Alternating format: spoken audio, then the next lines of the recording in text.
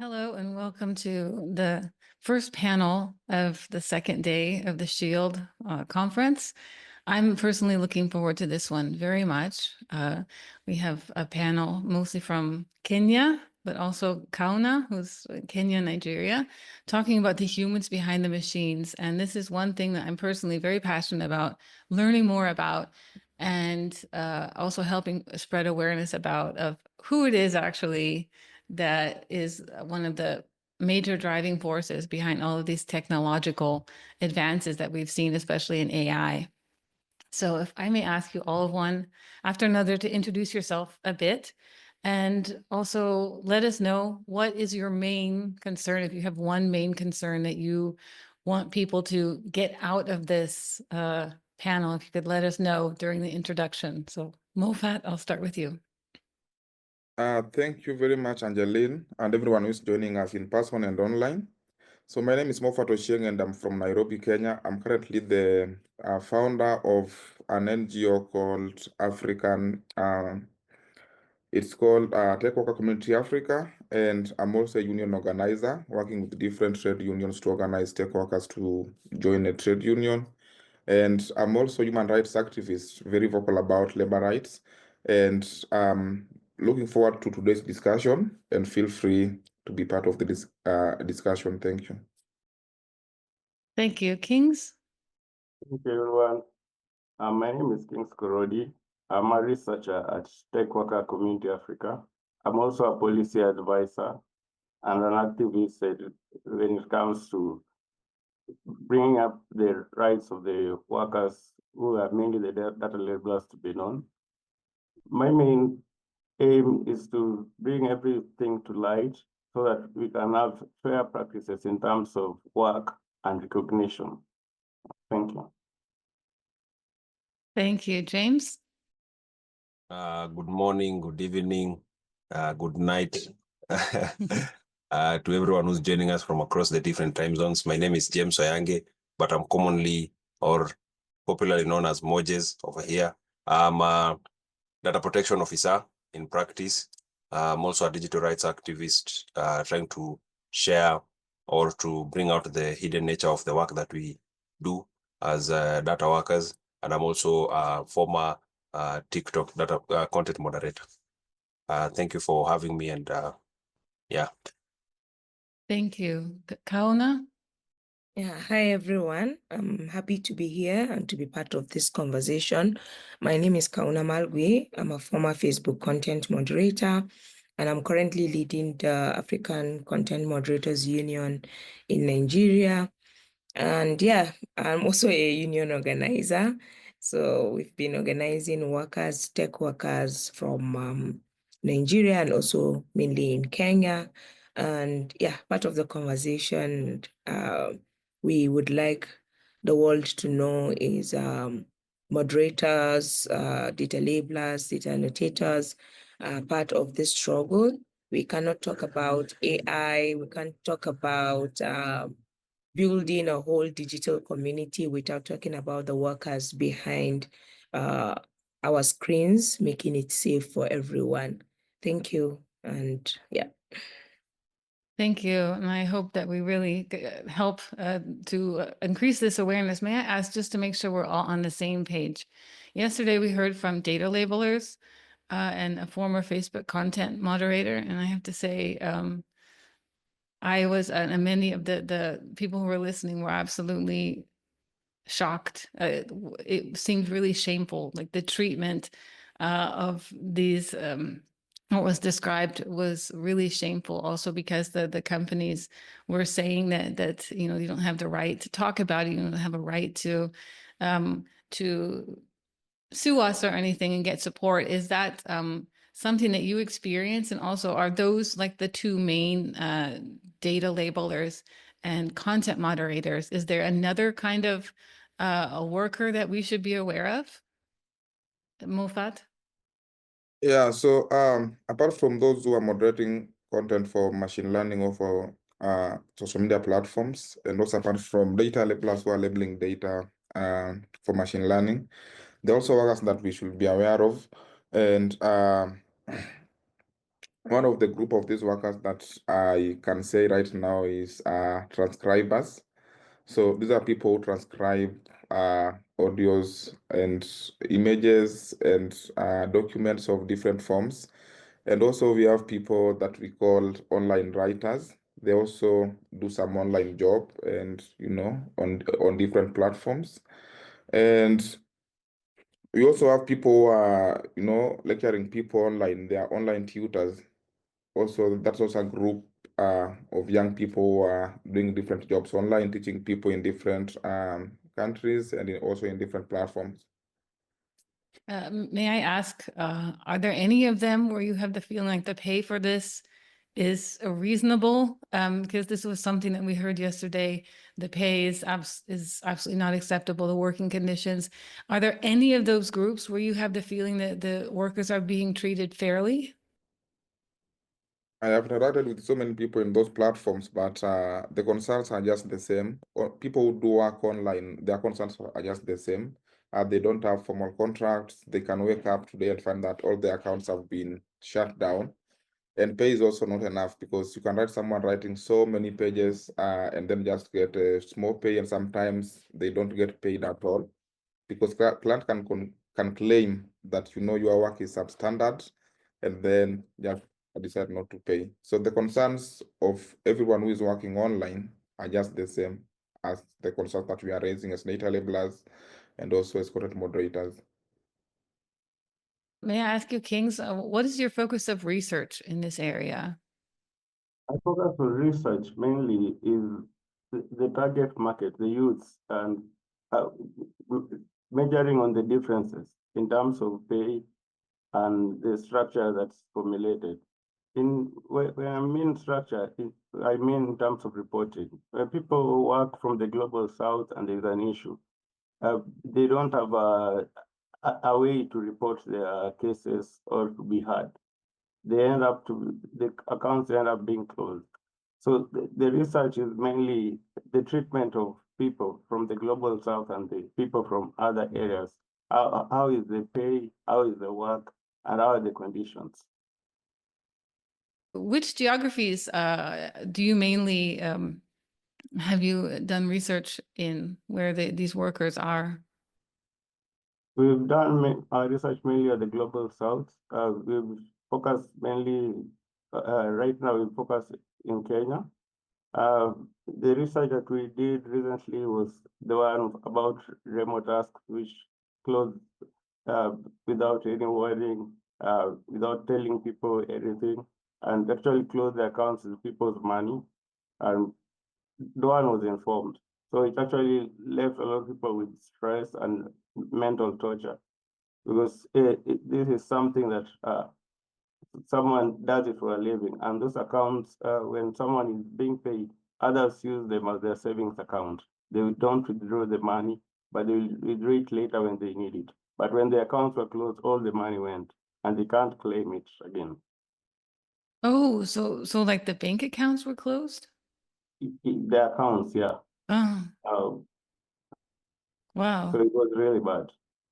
And this is because of the we heard that there's some conditions that workers weren't aware of, and they can kind of basically make up reasons why they're not going to pay. Is that right?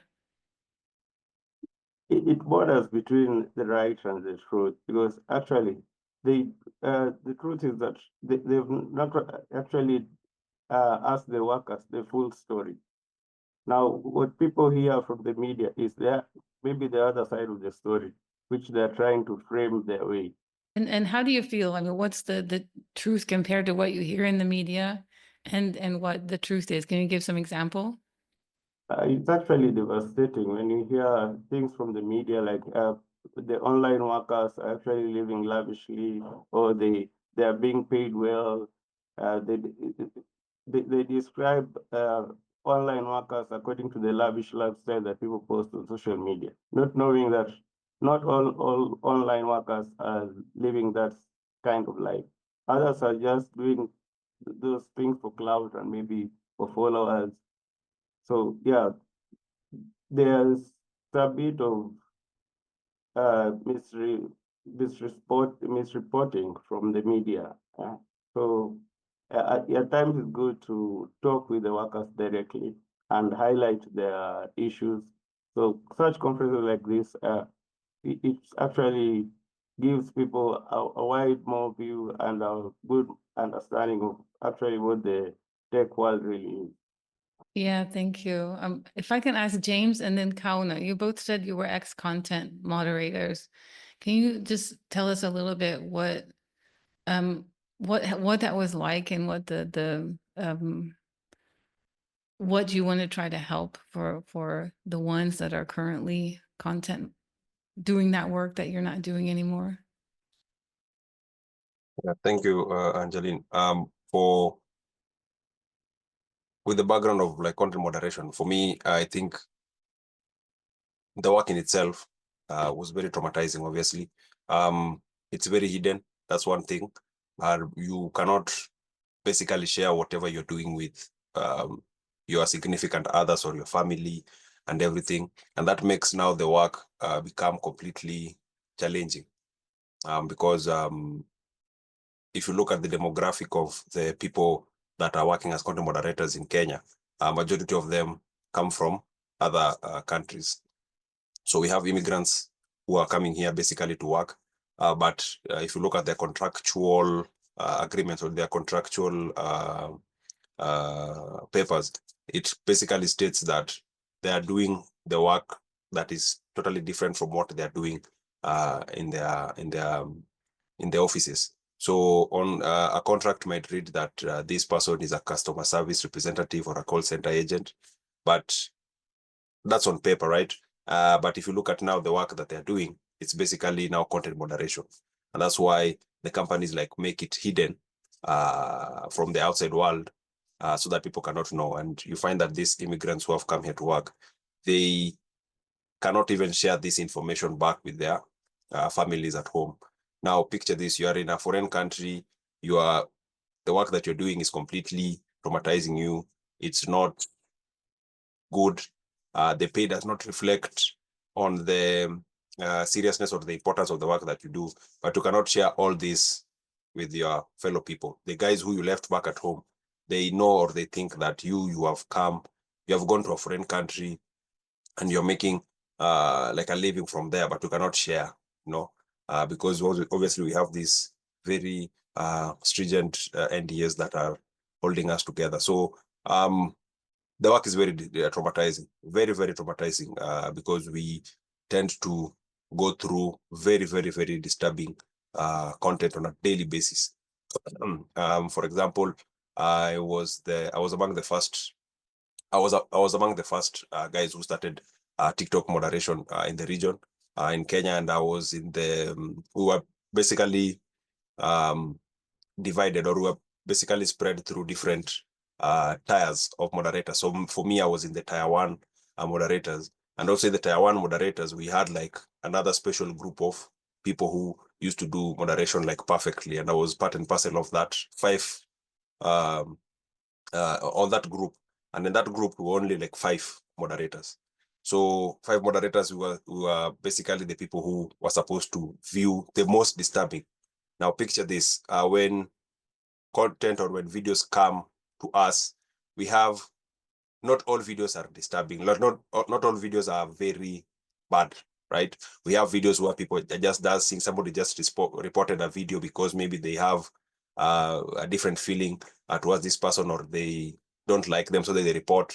But that's just a dancing video, these fail attempts videos and everything. So we also have those videos, but also we have now the very disturbing content on the platform. And I was among the group of guys who used to filter that out. Now we have thousands and thousands of videos, and it's only 5 people who are supposed to make sure that this content doesn't reach out to the general masses. Now, your pay does not reflect on that importance. You don't have like a proper medical health taken care of, you're just being told to cool off, because even when you're explaining the things that you are going through to the therapist, it's even traumatizing, Yeah, so I can rant or I can speak a lot about the work that I did as a content moderator. But for me right now is basically to unhide, that's like a word, the work that we were doing, because the outsourcing companies and the big tech companies, they tend to want to hide the human aspect behind the work that we do. And this is just like a wording like outside, like AI and digital platforms are not fully autonomous. That's a lie that they keep on selling to the general public.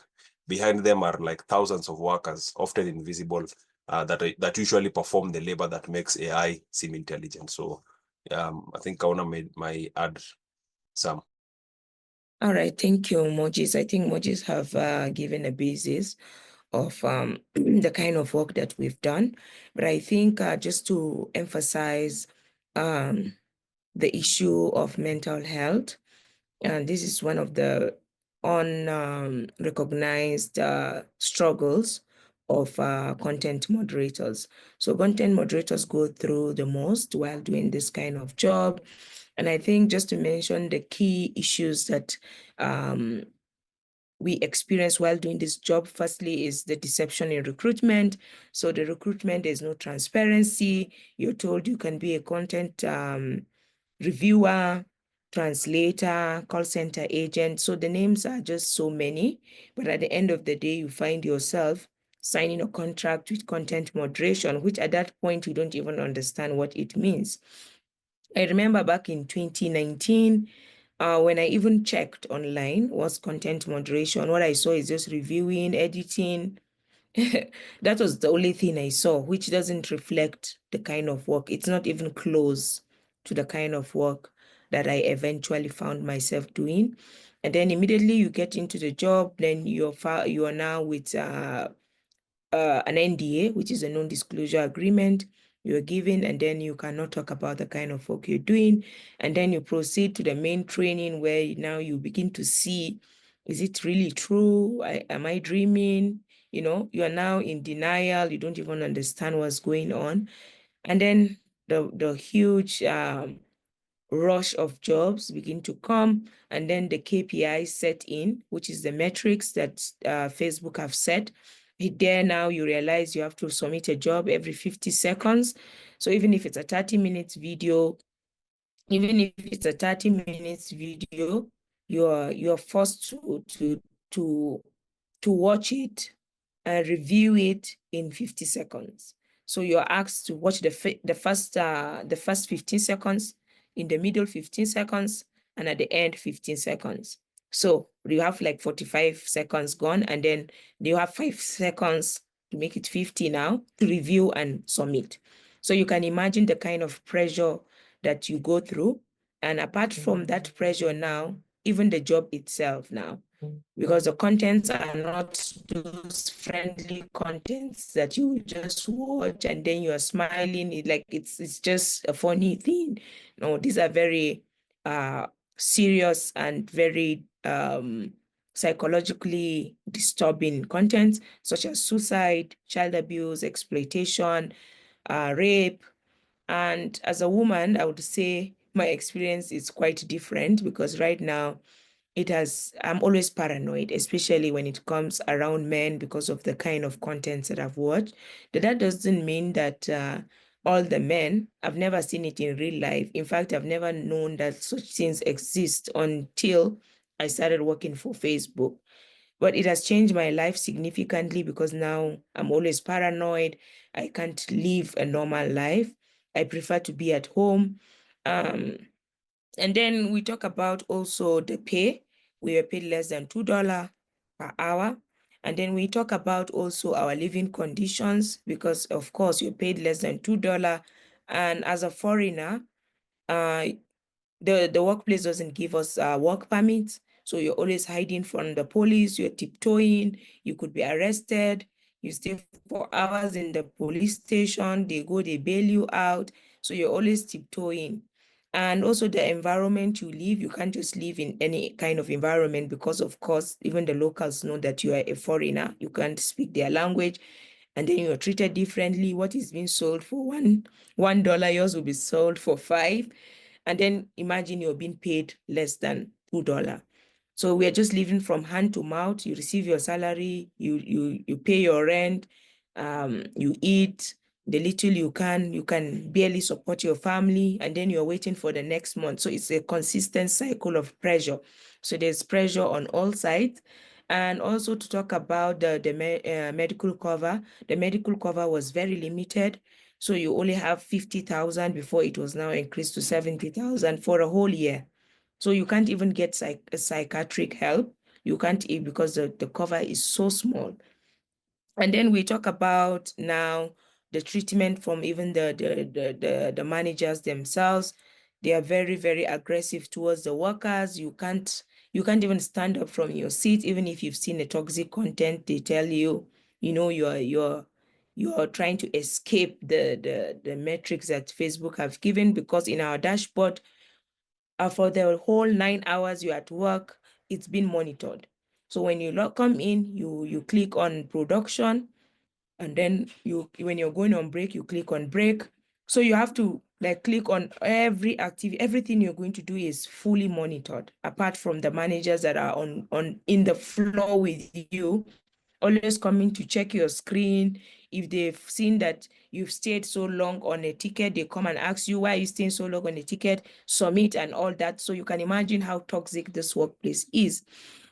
So we've talked about now we've sued Facebook and SAMA and all the parties that are involved, but now we see that the issue of accountability, because these big tech companies go through the outsourcing company and to escape liability, because now they say they don't know us, we are not their employee, they have no business with us. In fact, they've never seen us in their lives.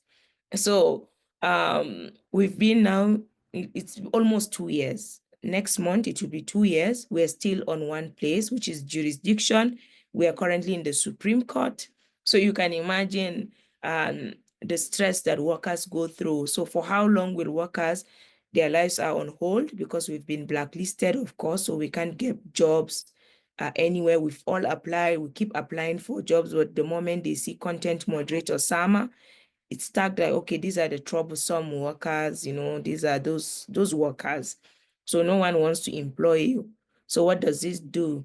Your mental health continue to degenerate, because now you've not gotten help. For 2 years now, we've all had psychiatric evaluation, which I know maybe most of you have read, that the petitioners have PTSD. At least everyone has PTSD, then depression, anxiety, among others, but none has been treated. So what does it mean? It's just like I have a headache that I've never treated. It means it keeps getting worse.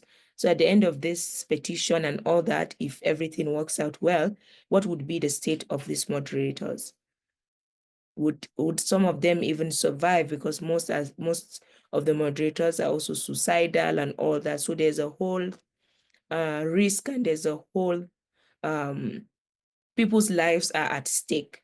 So it shows us how difficult it is to be a moderator. But at the same time, I always tell people that I'm proud that I did the job that I did, because I've protected so many people. We've protected children, we've protected adults from terrorist attacks, because we have that option where you can escalate if there's a threat, a terrorist threat and all that, then FBI takes it from there. And then those people begin to ask for money, and so many other things that I would say that we have done to protect people, but I would say nothing or barely nothing has been done to us to protect us from the kind of work that we've done. So part of the things that we've been doing, I myself am a trained clinical psychologist, and hence I've been doing a lot of research. Right now, I'm into a lot of research around mental health, trying to see the models that can be created to give the best mental health care for content moderators who are actively working. So our focus lately has been on those that are actively working, and then also those that are not working. And we've realized that most of the moderators that are actively working, from the research that I've done, is they don't even know that they're going through mental health challenges. So it means that there's a lot of awareness that needs to be done, especially in Africa. mental health is the least thing to discuss because it's always spiritual. There are so many other reasons apart from you talking about the real thing. We don't see mental health illness as our same as medical or physical health. So we've realized that there would be a lot of awareness that needs to be done. And then also evaluations, because most of them mix the mental health symptoms with their medical symptoms. So they're always in a dilemma. They don't really understand. So psychiatric evaluation also would help them to understand where they are mentally and then the kind of help that they will need. For the former content moderators, like I said, from the research that I've done, I've realized that most people are almost at the verge of breaking, like losing it. Majority of them, because of now the anxieties that comes with the lawsuits, and then you don't even know what holds for you. With this lawsuit, pull through, will it not pull through? I'm trying to get a job, I can't get a job, I'm being discriminated. And also as part of the report that I had was stigma. There was a lot of stigma, even right from their families. I would mention one of them told me, even her husband and her parents told her she's just doing it to seek attention. She's just okay. So it almost cost her marriage as we speak. So you can imagine, this is just one among the hundreds of moderators out there that are going through the same.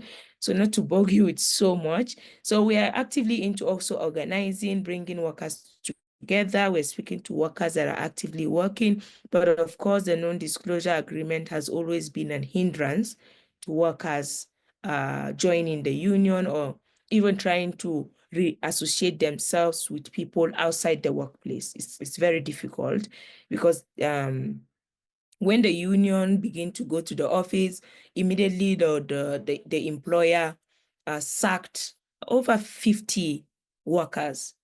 Over 50 workers lost their job at that period for no reason. Just in the middle of the month, on the 15th, they received their termination letters and their contracts were to end on the 20th of that month. This happened in October. So they were officially given 5 days notice. So you can see it's a whole lot. We can keep talking about it, but I think I've captured, and Mojis also, we've captured the main issues. But contracts also, you can be given a 5-day contract. I was given a 5-day contract. So you can also see the uncertainty in the job.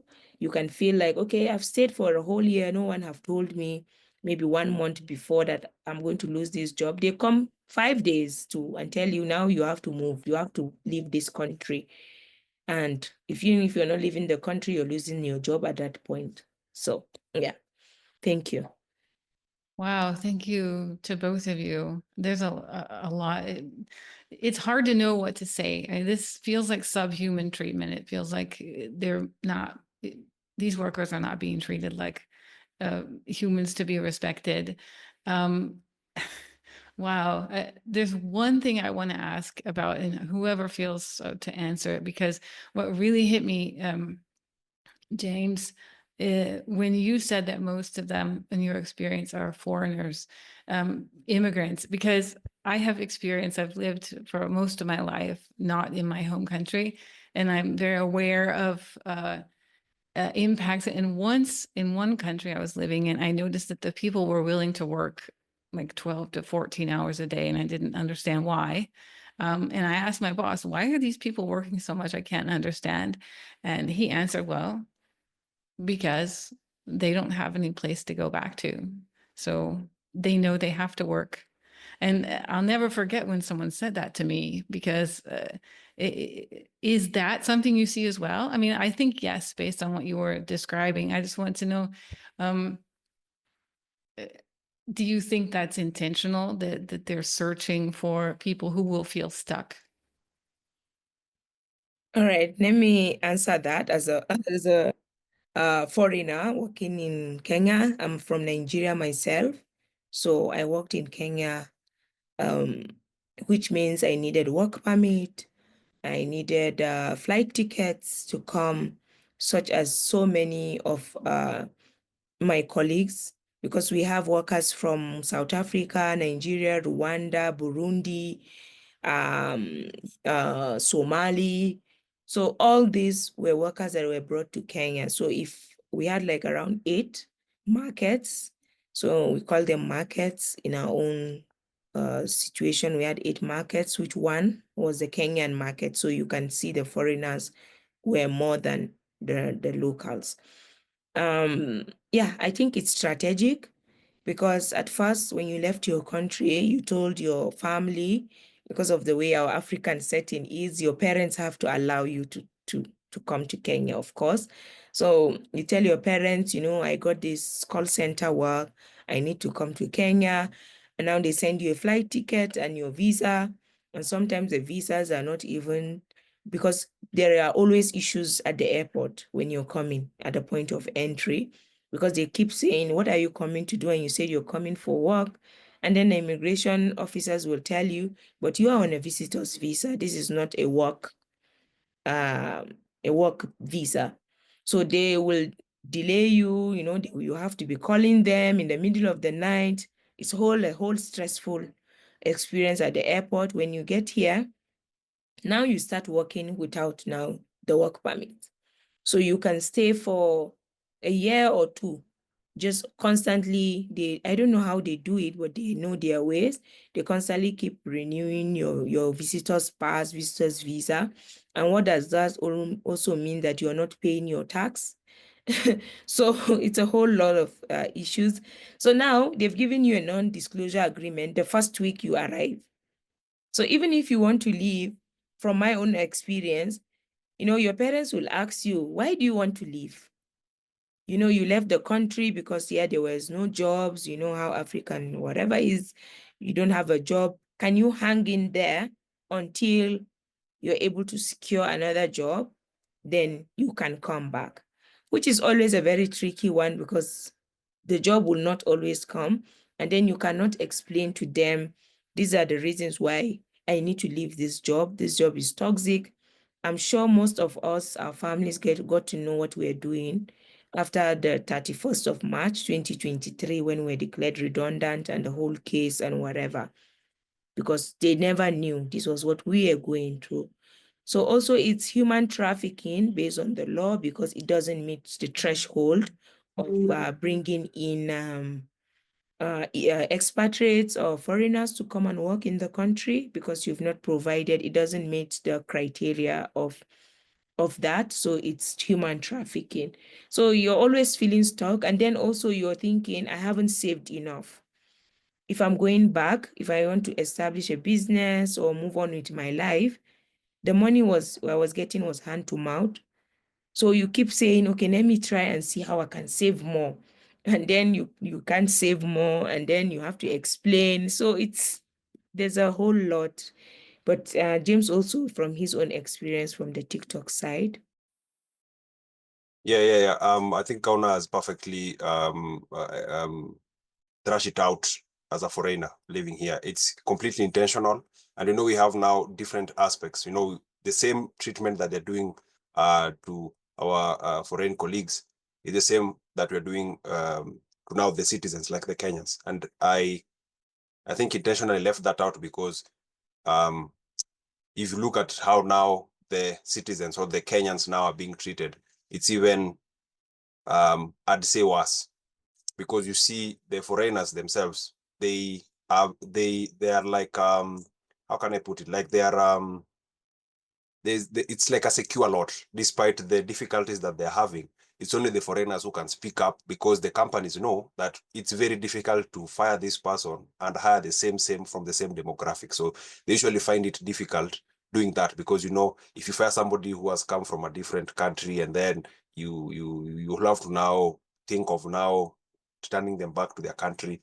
So discrimination was there, even from like the work that we did. So like Kauna mentioned, like the people are spread through different markets, and the different markets, even though they were doing the same work, the pay was also like not same for the different markets. That's from where I was. So you find that the Hausa, Yoruba content moderators, those are coming from Nigerians. they are the ones who are being paid more. Let me now start from down up, going up, bottom up. I'm seeing Mophat laughing because that's yeah. So if you look at the Swahili speaking, that's particularly the Kenyans, the citizens, right? They are being paid. Let's say it was around, I think, 250 USD, something like that. And then now, second to the lot were the Somali speaking moderators who are being paid like a 15% increase from that. And then we have the Amharic from Ethiopia who are being paid now double what the Swahili speakers were being paid. And then now at the top of the line, we have now the Hausa Yoruba speaking moderators who are being paid now. I think it was now triple or quadruple that amount. So you see the discrimination that is there, right? And then now, even recruiting the guys who are from Kenya, they intentionally make sure they find people who are from the informal settlements. And the reason they do this is they want those people not to speak up, because if you are from an informal settlement, right, and then you get a corporate job, it will be very difficult for you to say anything despite the challenges that you're facing in your work. So they do it intentionally, local and international in their recruitment, so that people can dumb down on not speaking up. And yeah, if you speak up, obviously they blacklist you, and then eventually you'll end up losing your job. So it's an intentional thing they do. Wow. This reminds me, yesterday in the evening, John Kavanaugh from the Plunk Foundation, which is focused on privacy, he was talking about how nowadays companies, obviously they have the data, so they can very easily figure out the demographics and target and find people. And I would imagine that really is also what's happening here, that they're looking and finding the people who will fall into this. Mophat, you wanted to think maybe comment something. One thing I want to ask you is, and maybe also Kings, I would think that it's been going on for such a long time and so many people that you would see an impact on society in general. I would think. I mean, do you have any impressions or experience with that? Because these are really masses of people that are experiencing this. Yeah, so let me go first. When we started exposing things happening in the AI supply chain, you know, the BPOs or the clients who bring this work to Africa or to the global south, they also responded. And their response was to go and talk to government officials to get the protection that they need to continue exploiting people. And I remember sometime last year, some BPOs here in Kenya, they came together, heads of different BPOs, they came together and went and talked to Cabinet Secretary for Trade by that time, who is now not in that office. And then after some time, we saw them speaking the President of the Republic of Kenya. And before we knew it, laws were being changed in the country to protect these BPOs, or the people who are outsourcing this work to Kenya. And the law is changing in such a way that no one will be able to take these people who are violating human rights to court. And so we as activists, we are stranded. We are still figuring out ways in which we can do things better. And one of the things that we are doing right now, that now that the government is with these people, the government thinks that activists who are speaking about these human rights violations are against the government. And some of them think that if we speak, we are scaring away investors. And an example is in the case of Meta. Sometime last year, we built a lot of pressure to Meta. And by that time, they were doing their work in one of the BPOs here in Kenya. So they had to relocate from Kenya to Ghana. So when that happened, government officials thought that, we are the reason why these people left. And they were also thinking of the people who these people are employed in Kenya. And now that they are moving to Ghana, they won't be going with these people. So it brought friction. And in response, we are now changing our tactics, and we're actively in discussion with policymakers internationally, not locally, because the local policymakers are compromised already, though not all of them. But we're also trying to seek external support from policymakers so that the laws that are being made can be inclusive. And also, apart from that, we are also encouraging tech workers and people who are doing content moderation and data labeling to belong to a trade union. Yeah. because there is power in numbers. You can imagine that these tech workers are the reasons why AI is AI. And without them, there is no single AI tool that can be developed. So take an example of even a content moderation center, yeah, because all these social media platforms, they cannot work even for a minute without content moderators. So if all content moderators can come together and say that no, today we are not going to work if our demands are not met, then the tech companies will have to respond positively. But we've not done that as content moderators because we are not united. So that's why we are calling all content moderators and data labelers to belong to a trade union so that we can take collective action. And also, apart from telling these people to join a trade union, we're also training them to be able to stand for themselves. Yeah. So the moment you can say no to this kind of injustices, then I think we can be in a better place. So we're also upskilling workers to have additional skills so that when you say no to those injustices and you are fired, because that's the response that we are most likely to get when when you say no to some of these things, we are upskilling these workers so that when they are fired, in the event that they are trying to resist this kind of injustices, they can also fit into other skills, other fields. Because what's currently happening is that you can be doing data labeling or content moderation for 10 years, and during this period, you don't have other skills. So when this job is shut down, then you cannot look for other jobs because you don't have skills in those other fields. And also, when you get fired in one BPO here in Kenya, you are being blacklisted from other BPOs. So I think these people are the BPO people, all those who are doing BPO business, they are in a coalition. And in Kenya, it's called Association of, I think it has a name, where they sometimes come together and they can also review their database and see those who had worked in that field and are not currently working, and then there's a way they are being blacklisted. So creating awareness is also something that we are doing so that people can know that behind any AI model like DeepSeek, there are millions of data workers who are used to train that data. Even if it's not data training itself, there are millions of data that were collected from workers to train that kind of model. And just to give one example, the other day when I was browsing TikTok videos, I saw a security person whose destination was a gate somewhere in someone's home, slashing the compound outside. Yeah. So it brought so many discussions in TikTok, and people were asking that how can a security person be who's supposed to be at the gate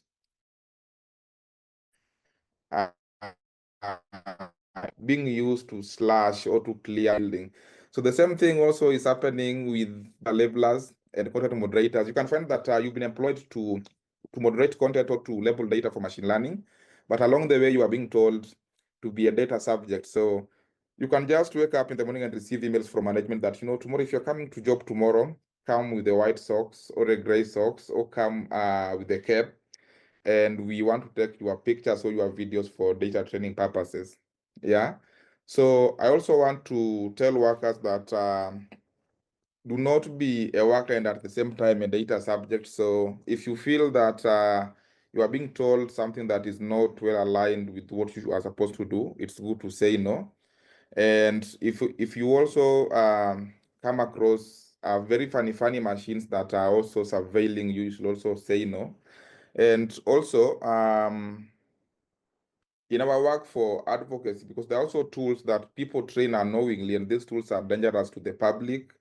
And some of these tools are used to commit war crimes and different crimes. And these tools are being trained in Global South in most cases.